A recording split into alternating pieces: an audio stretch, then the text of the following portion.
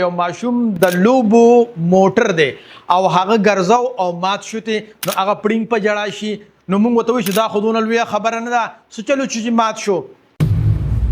د ماشوم په دنیا کې دغه وړوکی موټر دغه شانتې دی لکه تاسو سره چې غټ ګرینډي او غټ ګاډي وي څنګه چې هغه مات شي نو تاسو خفه کیږئ که نه دویمه هغه عامه خبره چې د ماشوم خود اعتمادي ختموي هغه دا ده چې دا خودونه لویه خبره نه ده د مثال په توګه باندې د یو ماشوم د لوبو موټر دی او هغه ګرځاو او مات شوتی نو هغه پړینګ په جړا شي نو موږ ورته وایو چې دا خودونه لویه خبره نه ده څه چلو چې مات شو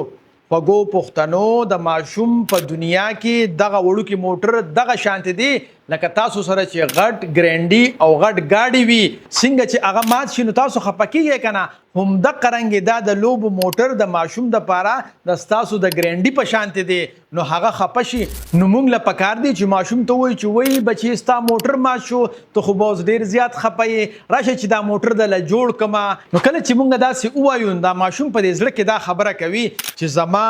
مور پلار زما د جذباتو خیال وساته او ما سره چې کوم موټر دی هغې له اهمیت ورکه نو هغه ماشوم چې کله غټ شي نو دی په خپل احساساتو او جذباتو باندې شک نه کوي بلکې دی په خپل احساساتو او جذباتو باندې مکمل توګه باندې خود اعتماد وي نو موږ له داسې نه دی کول پکار چې د ماشوم د لوبو موټر مات شي او هیڅ خبره نه ده بلکې موږ له داسې کول پکار دي چې وایي بچي ستا د لوبو موټر مات شو او وایي ته خو به خفه یې راشه چې دله جوړ کړمه نو د هغه به په خپل احساساتو او جذباتو باندې شک نه پیدا کیږي بلکې اعتماد به پیدا کیږي چې او